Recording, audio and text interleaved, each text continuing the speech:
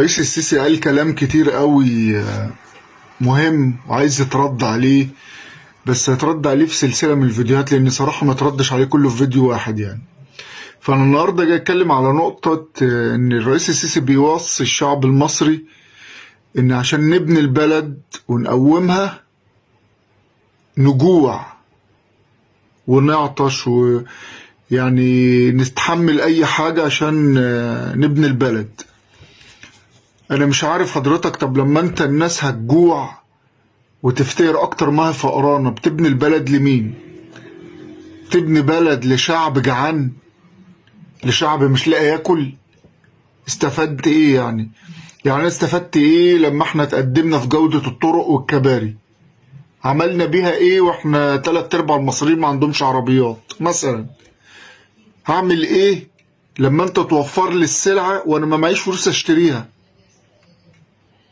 يعني فرحتي عند السلعة بس انا مش معايا اشتريها، لما حياتي كلها صعبة، لما انا الاكل والشرب بقى بالنسبة لي بالعافية، يعني حتى اللحوم بعدنا عنها،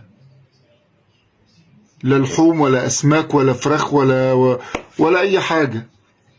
البصل ب30 وب35 والطماطم مش عارف ب15 وب20 والبطاطس 27. يعني الواحد عشان ينزل يجيب كيلو خضار مشكل كده يعني يعمل بيه شوية سلطة ب200 جنيه. يعني انا لما جوع انت بتبني البلد لمين؟ يعني ايه بلد متقدمة اقتصاديا بس شعبها جعان مش لاقي ياكل؟ يعني بتبنيها لمين طيب؟ اذا ما كنتش بتبني بلد وتستثمر في الانسان والمواطن اللي عايش فيها وتخلي ظروفه كويسة، طب انت بتبني البلد دي لمين؟ يعني هترمينا في الزبالة وتجيب شعب تاني غيرنا يسكنها ولا مش فاهم؟ يعني انت بتعمل ده لمين؟ لو مش لينا احنا نجوع ونعطش ويطحن عظمنا عشان نعيش ونلاقي عيش حاف ناكله، عشان تبني البلد. تبني البلد لمين؟ لينا احنا الشعب الجعان الفقير، ولا هتبنيها لمين؟ ولا في شعب تاني هيجي مكاننا؟ ما انا مش فاهم صراحة النقطة دي.